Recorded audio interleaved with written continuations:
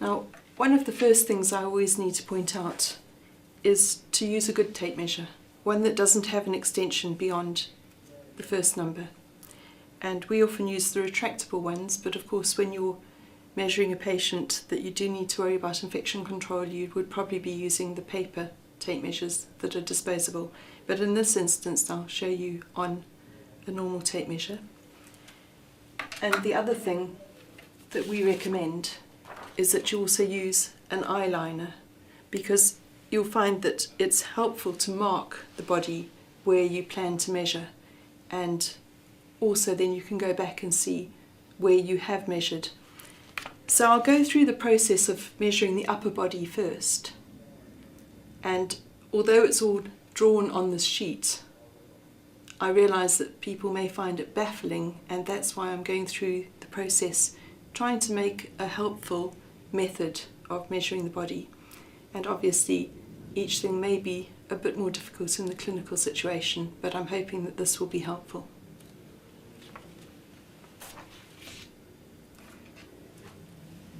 I tend to look at it as measuring all the circumferences of the central torso, and I would start at the neck and then measure each one, leaving a mark. As you see, this mannequin is already marked as we go down, and these measurements will apply to measuring a man, a child, and then we'll come back later to the specifics of measuring a woman's breasts.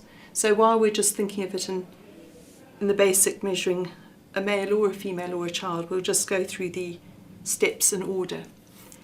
And each measurement that you see on this sheet, although they look like straight lines, they will be circumferential, and then we will need the measurements between them to construct the pattern, which is why if we've left a mark, we can then go back for the distances. So my first measurement is logically the neck. Now, generally it's easier for a patient to stand so that you can get the tape measure around them.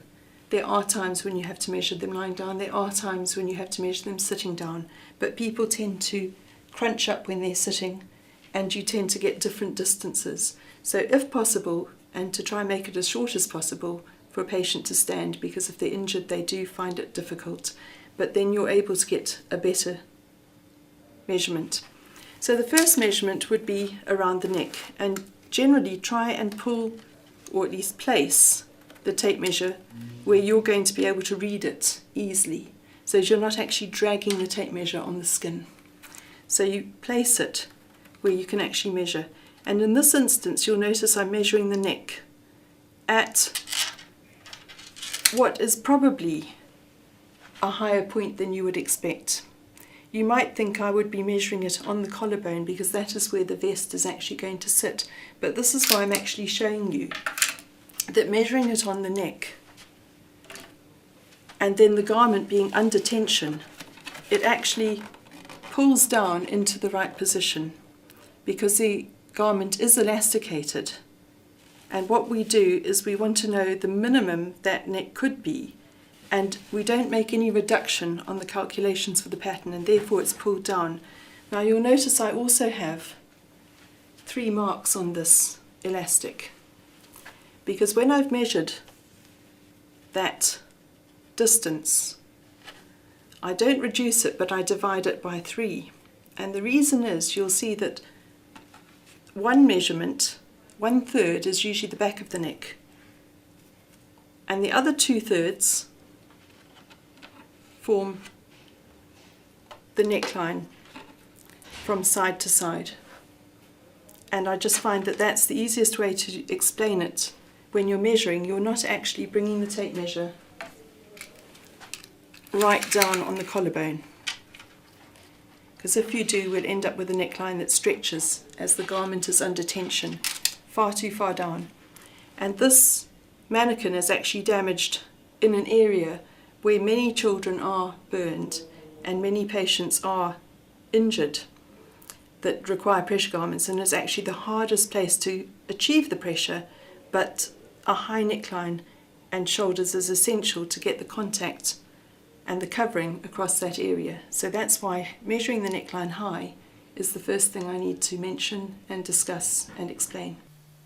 To take the axilla measurement, you ask the patient to raise their arms and you pass the tape measure around the chest, right below the armpits, making sure that the end of the tape measure is where you're going to be able to see it.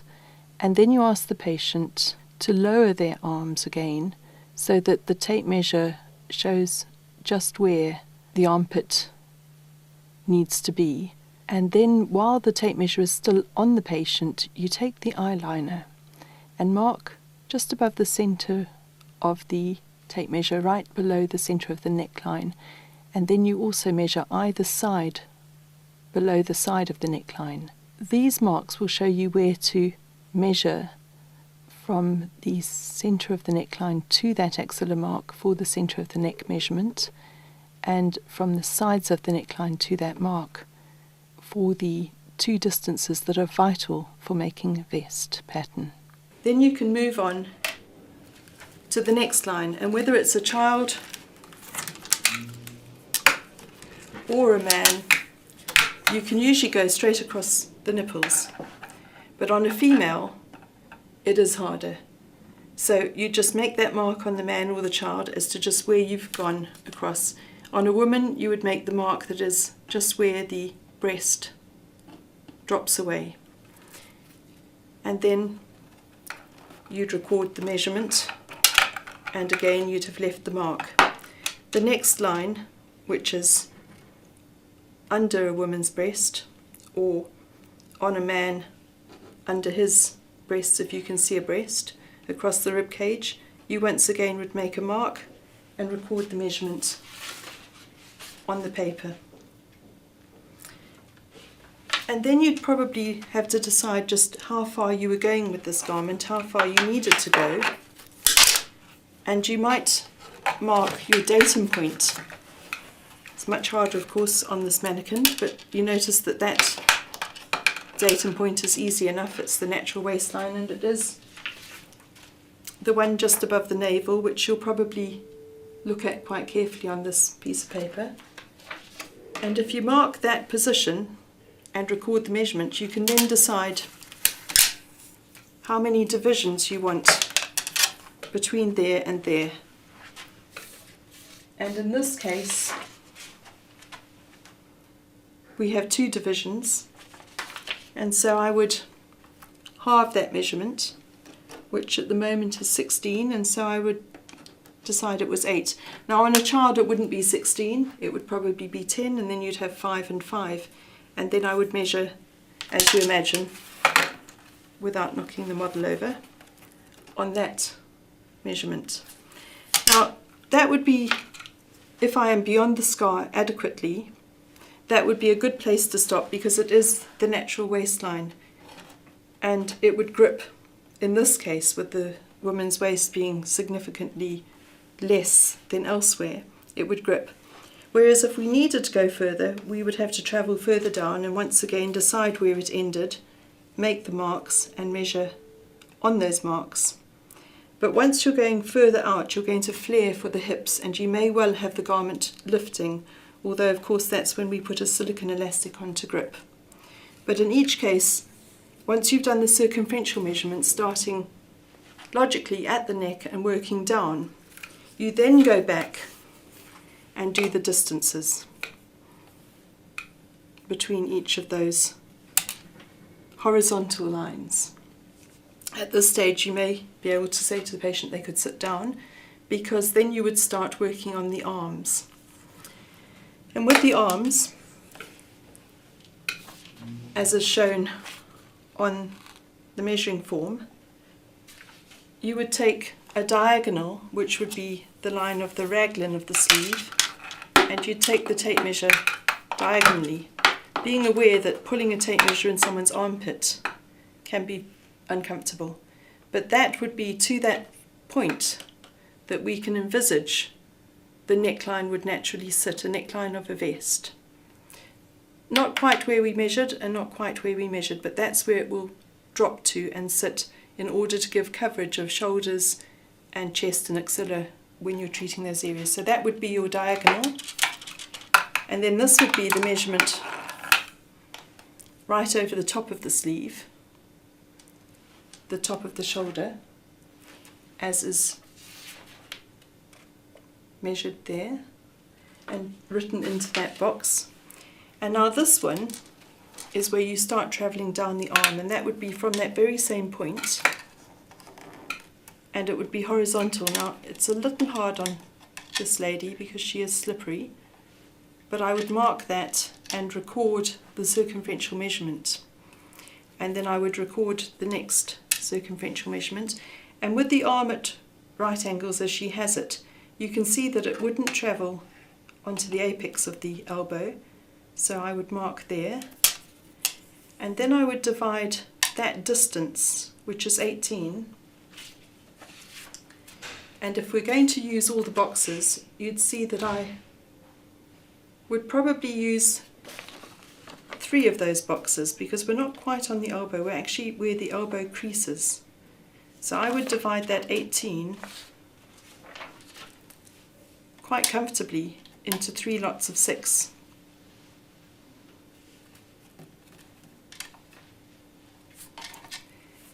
And then, having recorded the total distance on there, well, actually I'm going to record 666 because we haven't actually got the total distance. The total distance is actually going to be from there to the elbow, which is actually 24. Conveniently, another 6. So we've got 6, 6, 6 and 6. Then I would measure each of these circumferential measurements as if we were taking a cross section through the arm, and I'd record each of those, and then I would have to record the elbow. Now once again, when we're travelling down the forearm, if we are taking the garment down, I would then take another mark from there and realise I was heading for the wrist, and take another mark at the wrist. As well as recording those circumferential measurements, I've now conveniently got 20, and I will go quite comfortably into 4 lots of 5.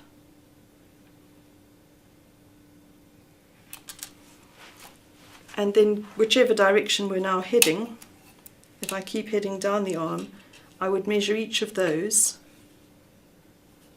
as you can see, and I would record that I had got 5, 5, 5, 5, and then of course I've got this distance, which conveniently is another 5. And we'd have to be aware that when the arm does fully open, it needs that distance, but it also needs, if you're not going beyond there, the sleeve would need to end there, or if you were only doing a short arm sleeve, it would need to end there. But if you're going the whole length, you need that elbow measurement and those distances.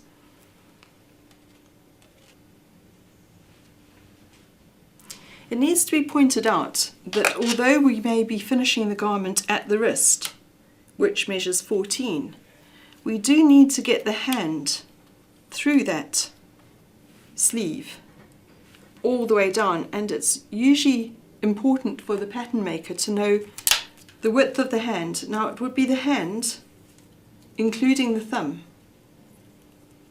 so it's not the normal measurement you take for a glove, it would be that entire hand, which is 23, whereas without my thumb I probably measure about 20, but I have to take my thumb through that sleeve which goes back down to 14 would have to open up with a zip so that the hand can travel through the sleeve and then be closed back down to be snug at the wrist in order to anchor the sleeve so it doesn't slide around and gives tension to whatever area of the injury you're treating.